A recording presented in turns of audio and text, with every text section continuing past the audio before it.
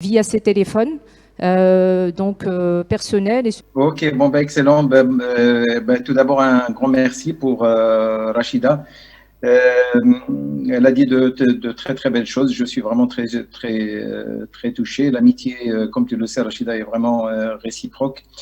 C'est un immense plaisir pour moi d'être parmi vous ce soir. Un grand merci au bureau de l'AMCAR. Un grand merci à Saïd Shraibi. Je salue au passage mes amis Hassan Lemir et puis le professeur Charté. C'est encore une fois un grand plaisir pour moi d'être parmi vous ce soir.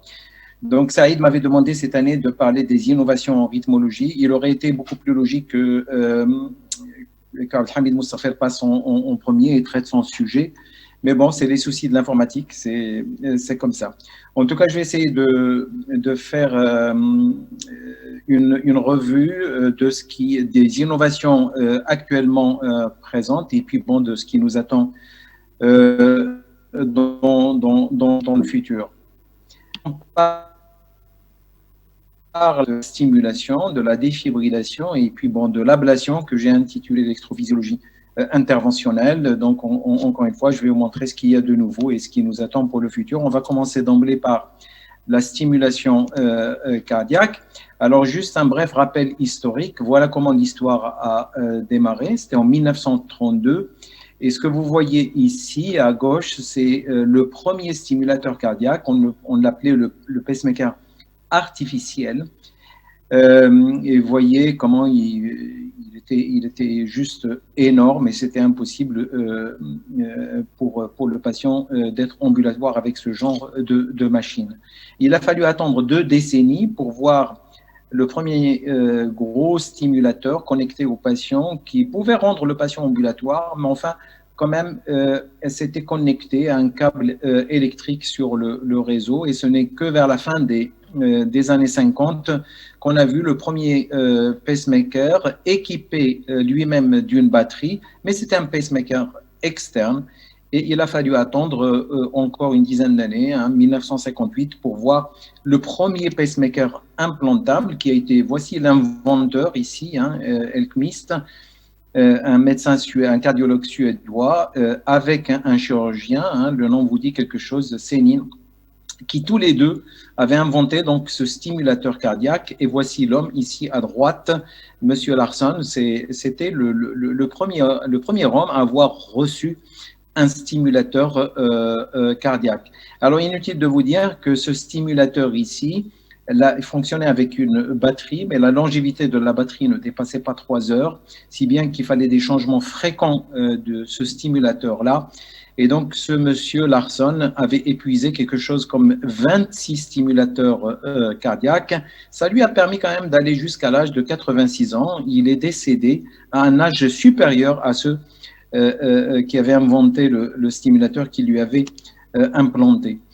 Alors, et depuis, vous voyez, depuis le premier stimulateur, on n'a pas arrêté de faire des progrès, notamment de miniaturisation du stimulateur cardiaque. Alors, ça fonctionne même très bien, un stimulateur cardiaque, mais le tendon d'Achille d'un système de stimulation ou d'un système de défibrillation, c'est qu'il a fallu toujours passer par des sondes endovasculaires pour installer du matériel à l'intérieur du cœur, une sonde par exemple ici au niveau de l'oreillette et une autre sonde au niveau du ventricule. Le problème, c'est pas tellement le pacemaker, le problème c'est les sondes, comme je disais, c'est le talon d'Achille. Une sonde, ça s'infecte, ça perfore, ça casse. Et donc, voici ici, en gros, 1% de risque infectieux, dysfonction du système à peu près 3%, si bien qu'on estime le taux annuel de complications du système de stimulation, PACE plus sonde, à environ 5% par an. Et vous voyez, les complications peuvent des fois ne pas être, peuvent être majeures, comme là, une perforation de la paroi de l'oreillette droite. Vous voyez, ça crée un pneumothorax. Les hématomes qui précèdent l'infection. Et puis le pneumothorax bilatéral, c'est une entité particulière, c'est le buffalo chest, dont le thorax d'un individu est équipé d'une seule plèvre. Alors, comme il y a eu ces soucis de sonde, au fait, le pacemaker s'est développé assez rapidement. À la fin des années 58, une amélioration très rapide pour atteindre la maturité au bout de quelques années. Mais cette courbe-là est propre pour chaque technologie. Dès qu'elle atteint sa maturité, ben, l'ingénierie, puis bon, le corps médical, de manière générale, cherche à rompre avec cette technique pour éviter notamment les complications. Alors, la rupture technologique en ce qui concerne le pacemaker, et ça, c'est l'innovation, c'est le pacemaker sans sonde, dont le premier a vu le jour en 2012. Hein, c'était la technologie NanoSteam. Il était de cette taille, ce pacemaker-là, en 2012. Le problème, c'est que la fixation faisait appel à une vis que vous voyez ici, et donc cette vis occasionnait des perforations. Il avait également une fragilité à ce niveau, avec une rupture de cette partie-là, si bien que ça s'est arrêté, hein, ce pacemaker, le dit NanoSteam, ça s'est arrêté assez rapidement après son début d'utilisation, mais il y a eu quand même plusieurs centaines d'unités qui ont été implantées. Et donc, celui que l'on implante aujourd'hui, et vous voyez, première implantation en 2013, c'est le Micra de Medtronic avec ses systèmes de fixation. Alors, en longueur, il ne dépasse pas 200, il est en dessous de 2 cm. Hein.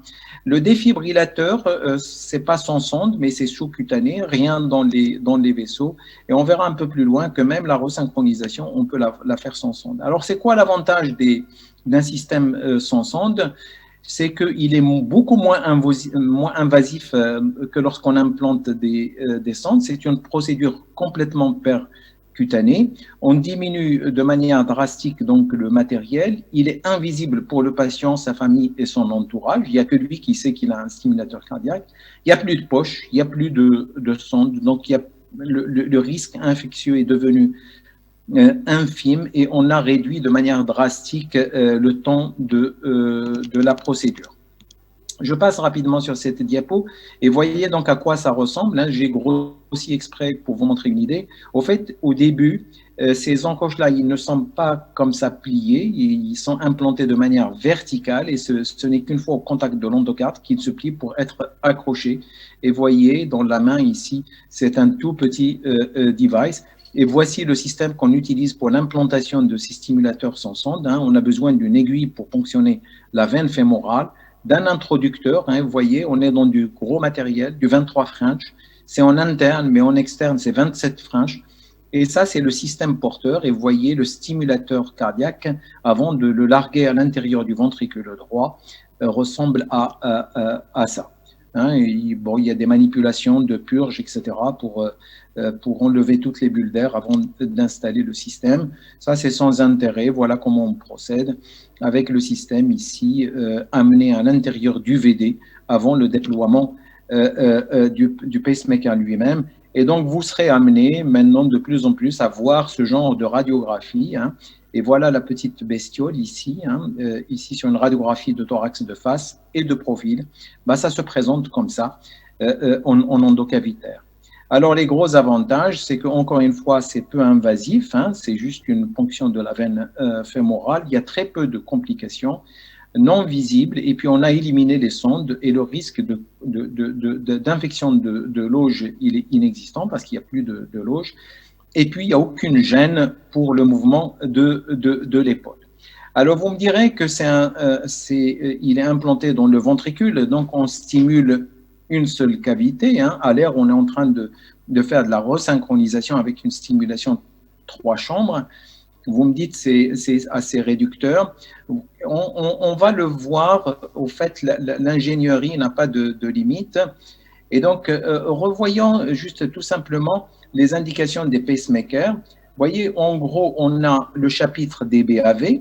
Alors, c'est des patients qui n'ont pas besoin d'être stimulés dans l'oreillette, puisque le niveau du bloc, il est atrioventriculaire.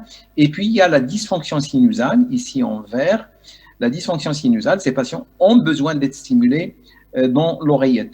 Très peu, ici en bleu, de patients peuvent présenter les deux problèmes, c'est-à-dire le BAV ainsi que la dysfonction sinusale. Alors, le système de stimulation que je vous ai montré, son sonde de Micra, s'adresse à cette partie-là, des patients qui sont en fibrillation atriale et qui ont un syndrome tachybradi ou alors une FA plus BAV. Alors pour cela, c'est sûr que ce système-là, avec un seul pacemaker implanté dans le VD, est largement suffisant puisqu'on va régler le stimulateur en mode VVI, hein, il s'intéresse qu'au ventricule, il est même asservi à la fréquence et il a une longévité qui dépasse les 10 ans. Alors, 2020, cette année, on a vu l'avènement du double chambre. Exactement le même en taille, mais il permet de synchroniser l'oreillette au ventricule. Et ça s'adresse à cette partie-là. Les patients qui présentent un BAV, mais qui n'ont pas besoin d'être stimulés dans l'oreillette. Et le futur, c'est ça, c'est un stimulateur sans sonde dans l'oreillette, un stimulateur sans sonde dans le ventricule. Vous allez me poser la question, pourquoi ici? Comment se fait-il? On a juste un seul système au niveau du ventricule et on arrive à resynchroniser oreillette et ventricule. Alors, c'est sûr qu'il faut revenir à des temps très anciens. Je dirais, là, je vais vous parler d'un temps que les moins de 40 ans ne peuvent pas connaître. C'est le phonocardiogramme, hein, souvenez-vous, hein, le phonocardiogramme, ça contribue énormément à une meilleure reconnaissance des bruits du cœur ainsi que des souffles. Et ça se présentait comme ça. On arrivait parfaitement, selon la forme du phonocardiogramme, selon la forme des événements, savoir si c'était un bruit normal, si c'était un souffle, etc. Et surtout le timing, quand survenait ça. Et c'est en basant sur les données du phonocardiogramme que les ingénieurs avaient imaginé donc le VDD avec un seul pacemaker implanté dans le ventricule droit. On recueille donc les bruits du cœur qu'on a appelés A1, A2, A3, A4, hein, au lieu de S1, S2, S3, S4. Et donc la reconnaissance de ces bruits permet de définir le timing de survenue de la contraction atriale. Et donc tout simplement, lorsque le pacemaker identifie la systole atriale, il va la faire suivre par une stimulation ventriculaire. Et c'est un système qu'on a commencé à implanter donc cette année et qui est vraiment très ingénieux. Alors, ça va être réglé en ce qui concerne les patients qui présentent une dysfonction sinusale et qui vont avoir besoin d'être stimulés dans l'oreillette. On va pouvoir implanter un stimulateur sans son dans l'oreillette et un autre dans le ventricule. Techniquement, ça pose aucun souci puisque c'est le même appareil, hein. Le souci, c'est la communication entre les deux qui va faire appel probablement à la technologie Wi-Fi, hein, ça existe, hein, cette communication. La seule chose, la technologie Wi-Fi est très consommatrice de batterie et donc on risque d'avoir un système qui risque de ne pas durer longtemps alors qu'initialement, il est fait pour durer plus de 10 ans. Voilà en ce qui concerne donc la stimulation simple. Maintenant, pour la resynchronisation, vous savez que la resynchronisation, diminution de la mortalité, réduction des symptômes dans l'insuffisance cardiaque, au fait, vraiment, c'est une très belle technologie, mais elle reste très dépendante, notamment pour la sonde ventriculaire gauche, elle reste très dépendante de l'anatomie du sinus coronaire.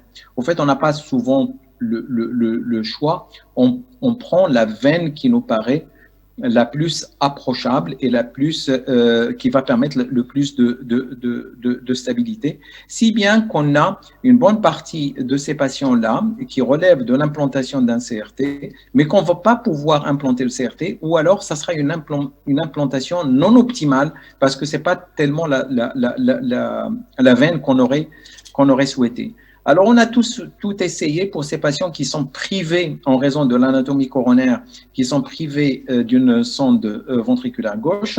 Et donc, on a imaginé une ponction transseptale avec implantation du matériel à l'intérieur du VG. Ça marche. Et là, on a la liberté du choix. On peut positionner après le transseptal cette sonde ventriculaire gauche là où on veut, sur la paroi qu'on veut, généralement la paroi latérale. Le seul problème, c'est que on est dans la circulation systémique gauche avec un risque de stroke, d'AVC ischémique non négligeable. Ça traverse la valve mitrale, donc le risque de générer ou d'aggraver une fuite mitrale. Et puis, bon, le risque d'endocardite à gauche, on n'aime pas du tout ça. Et puis, bon, s'il y a un problème infectieux, inutile de vous dire que l'explantation peut être problématique. C'est pour ça que ça s'est arrêté très rapidement. Et donc, ce qui a pris place, au lieu de passer par le septum, on passe toujours par le septum, pardon, mais on implante au niveau du VG cet électrode-là qui ne dépasse pas la taille d'un d'un grain de riz. Et vous voyez, on vient l'encorer avec ces petits barbillons ici, au niveau de la paroi latérale du VG. Et il est rapidement endothalialisé, hein, comme vous le voyez là sur cette photo. Et donc, le risque thrombotique, il est extrêmement faible, pour ne pas dire inexistant. La seule chose, c'est qu'il faut co-implanter en même temps du matériel endocavitaire, une sonde pour l'oreillette droite, une sonde pour le ventricule droit, et un système de reconnaissance de l'impulsion électrique qui va dans le VD pour la resynchroniser et envoyer l'information à l'électrode pour simuler en même temps le ventricule gauche. Alors, l'étude a été faite, ça marche très bien chez ce patient-là qui nécessitait un upgrade, et vous voyez qu'on a obtenu un bel affinement des QRS avec l'étude SELECT-LV, et vous voyez qu'il y a eu une amélioration significative de la fraction d'éjection avec une réduction drastique de la largeur des QRS. Elle s'adresse pour le moment aux patients non répondeurs, hein, pour une resynchronisation, et surtout pour les patients chez qui on n'arrive pas à cannuler le sinus coronaire, où il n'y a pas de bronche, ou alors en cas d'upgrade si le système veineux est thrombosé. Alors mieux que ce système-là, et là c'est un regain d'intérêt, c'est pas tout à fait de l'innovation parce que ça fait 15 ans, enfin je me souviens,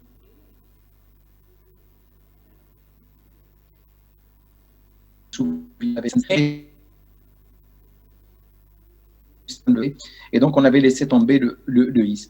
Mais le HIS, c'est beaucoup plus logique que n'importe quel autre système, puisqu'on va stimuler directement le système HIS-Purkinje, hein, et tout se passe au niveau de l'oreillette droite, on ne traverse pas la valve tricuspide. Vous voyez que ici la sonde elle est implantée directement sur le HIS. Alors techniquement, ce n'est pas quelque chose de très compliqué, il faut savoir localiser le HIS, hein, par la même sonde qu'on implante, et voyez la qualité. Je vous mets en défi de croire que ce patient est électrostimulé. L'œil averti reconnaîtra quelques spikes ici, sans plus. Et vous voyez, même avec la resynchronisation, il est rare d'avoir un affinement aussi important des QRS. Voilà un patient qu'on avait implanté par cette technique-là il n'y a pas longtemps, qui avait un BAV 2 pour 1 et souvent du wink back. On pensait que c'était du BAV nodal. Et finalement, l'étude électrophysiologique a montré qu'il s'agissait bien d'un bloc infrahissien. Et donc, il a été implanté d'une stimulation hissienne. Vous voyez ici un peu plus clairement le spike avec un petit espace avant, la dépolarisation du ventricule. Et on est quasiment avec des QRS natifs. Je passe sur cet autre exemple juste pour dire que les paramètres obtenus avec la stimulation hissienne restent stables dans le temps.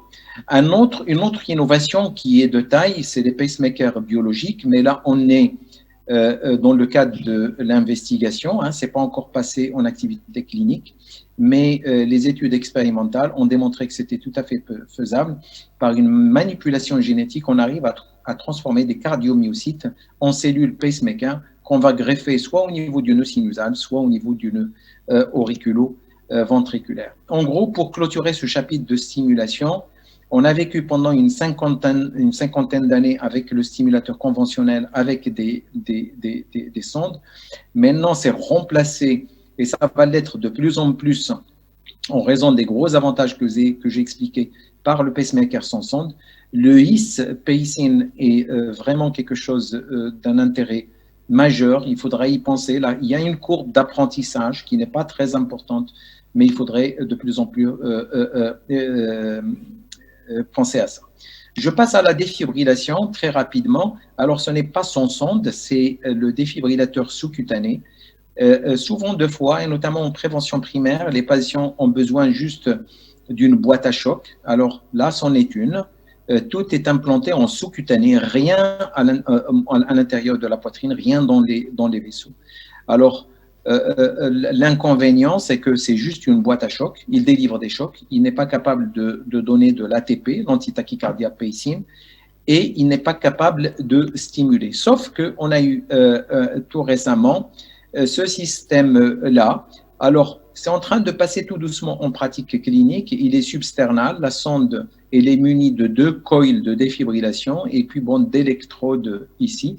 Peut-être avec ce schéma, vous verrez mieux parce que ce patient a été implanté ici.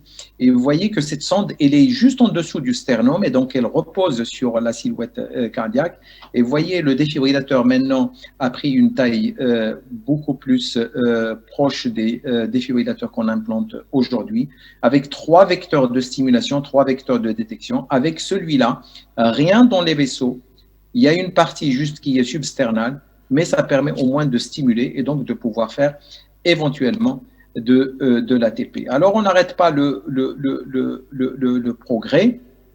Et vous voyez, idéalement, un patient qui a besoin d'un stimulateur, comme souvent le cas, et qui a besoin d'un défibrillateur, on peut implanter un stimulateur sans sonde, un défibrillateur sous-cutané, donc rien dans les vaisseaux.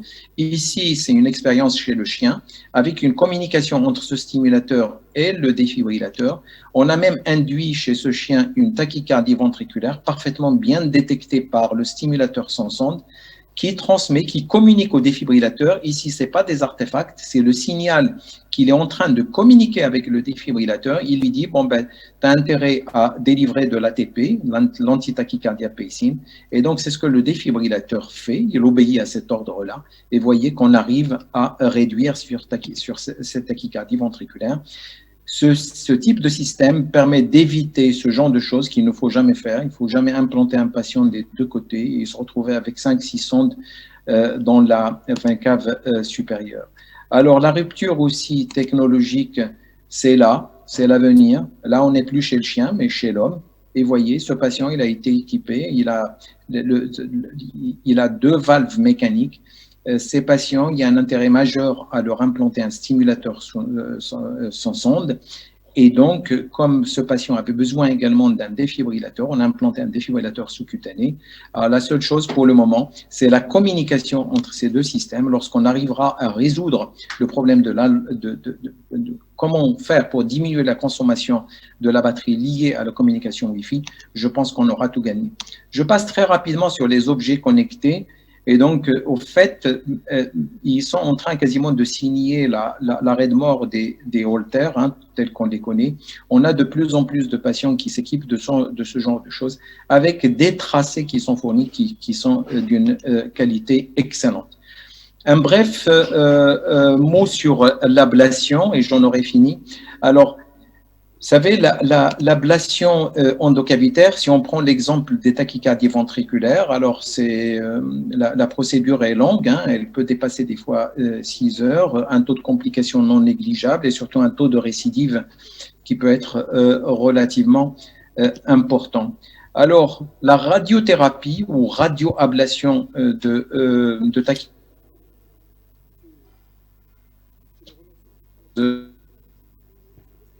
comment on fait? On équipe le patient d'un gilet de ce type qui est muni de 250 électrodes et donc on arrive à faire une véritable cartographie électrique du cœur et par le biais de l'imagerie, soit par l'IRM ou la médecine nucléaire, on arrive à coupler l'ensemble et avoir une véritable cartographie de l'arythmie ventriculaire que le patient présente et surtout on localise son point d'émergence comme ici, et donc on immobilise le patient, ça ne dépasse pas 15 minutes, et puis bon, le faisceau de radiothérapie est envoyé, et en gros, on essaye de créer une fibrose, d'isoler cette zone-là, avec des résultats extraordinaires.